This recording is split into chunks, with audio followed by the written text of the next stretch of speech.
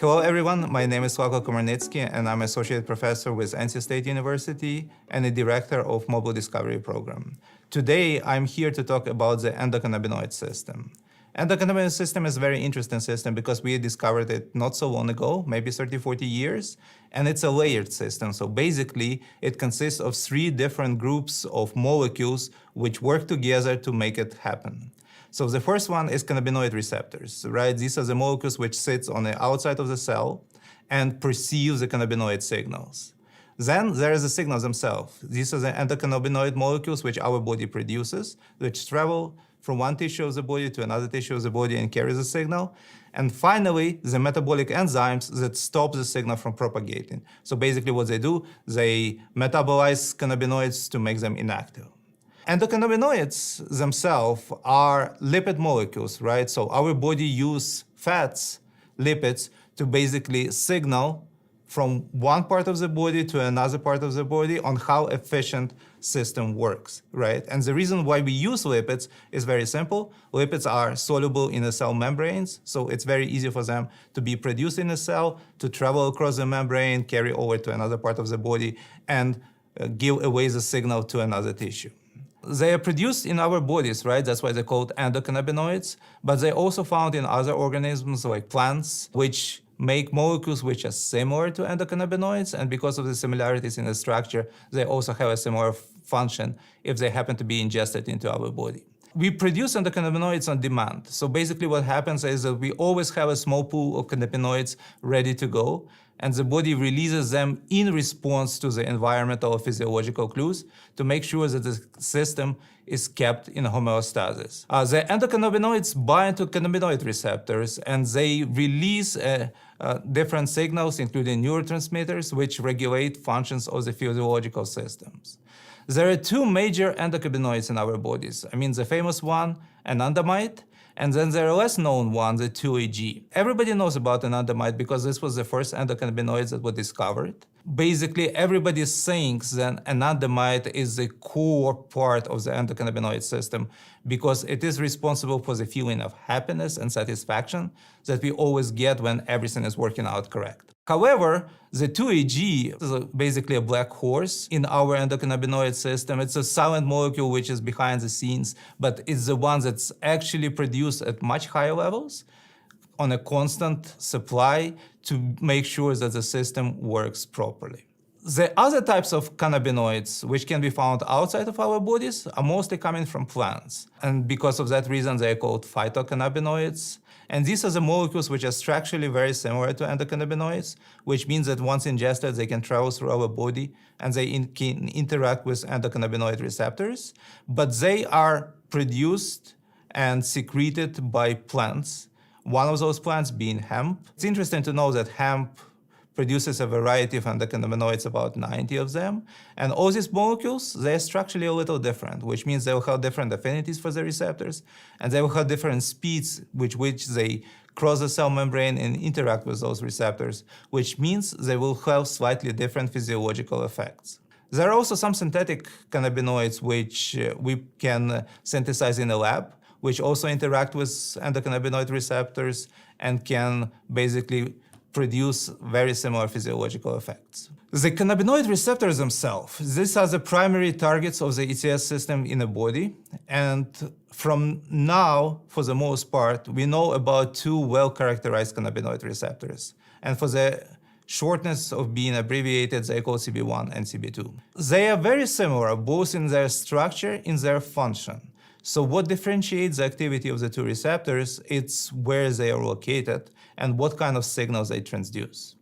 CB1 receptors are mostly located in the central nervous system, or CNS, and those receptors are primarily responsible for psychoactive, neuromodulatory, and analgesic properties of cannabinoid system.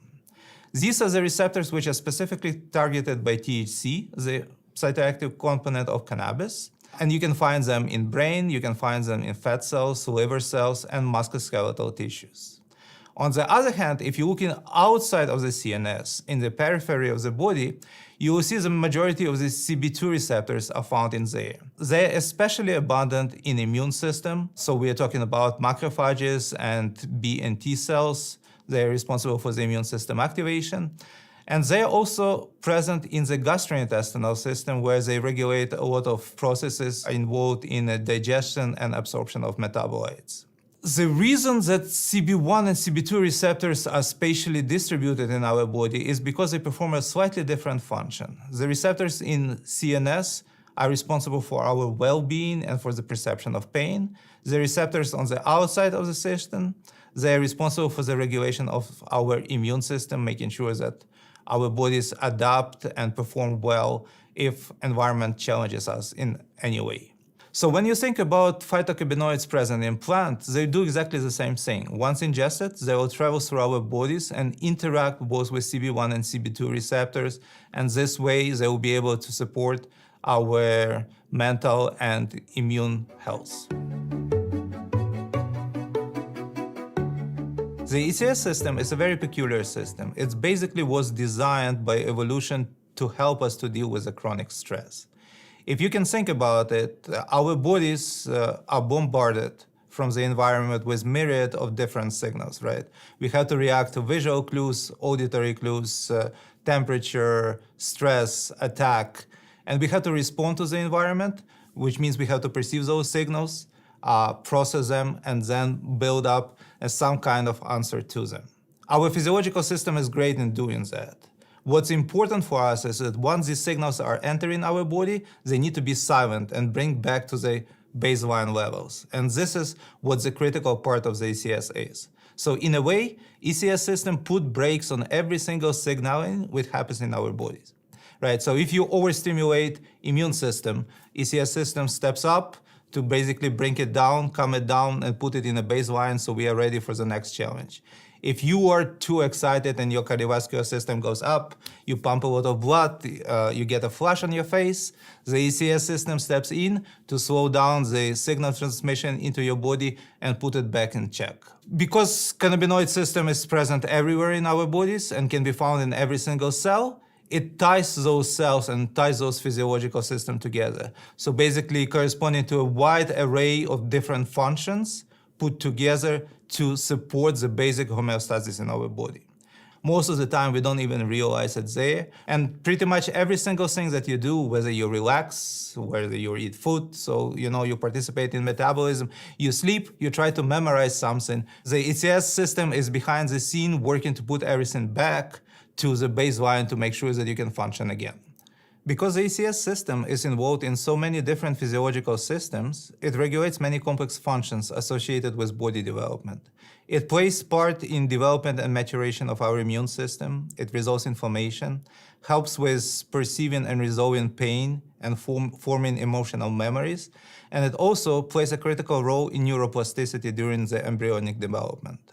So when our nerve cells start growing and start forming the connection, the ECS works behind the scenes to make sure that these connections are formed properly, and then once the signal crosses those connections, make sure that these signals are destroyed and removed from the system. Taken together, you can see that the function of ECS is extremely complex, and different parts have to work together properly in order to make sure that the system keeps the body in homeostasis. Together, we define this notion as endocannabinoid tone, basically a state of proper functioning of ECS when all components are present in proper quantities and they are in a full functional status and available to perceive and transmit endocannabinoid systems throughout the body.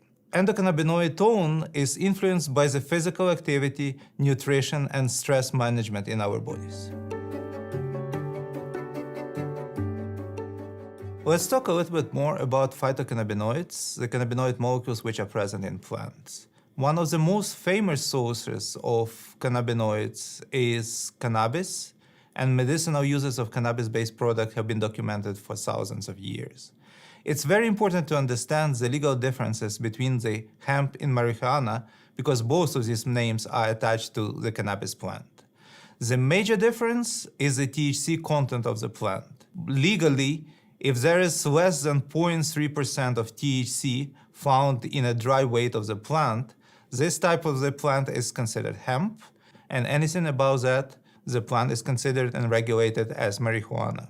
Hemp is typically described as fiber, stalk, and seeds taken from the cannabis plant, and it's been long utilized for all kinds of production in agriculture, construction, fiber, and medicine.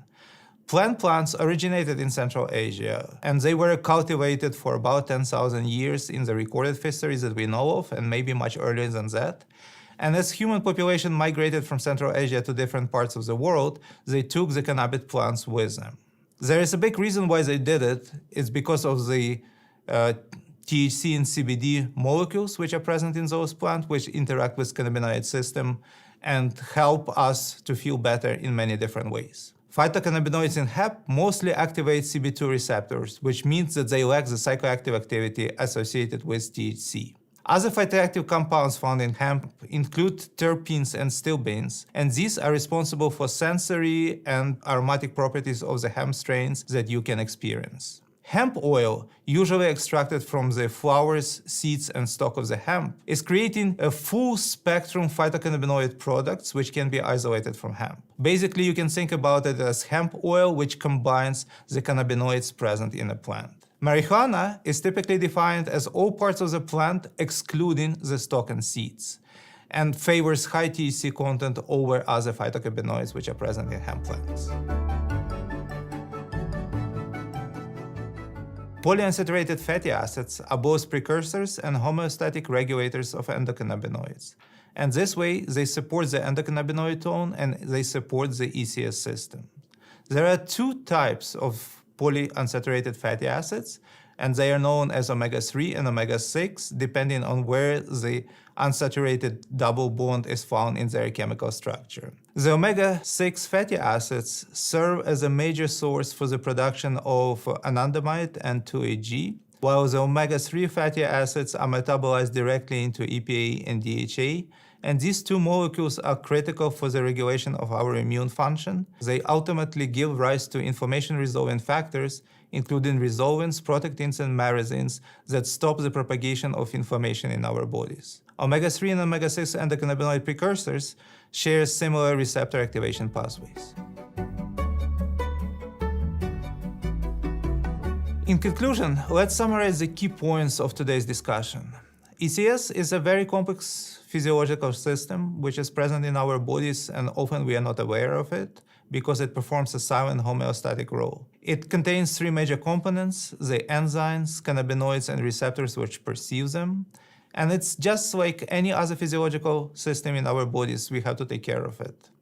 It also shares a unique connection to phytocannabinoids, the cannabinoid-like molecules which are present in plant and which we can obtain from diet. So for example, if you think about the hemp plant. Polyunsaturated fatty acids serve as precursors, as building blocks for production of our own endocannabinoids in our bodies.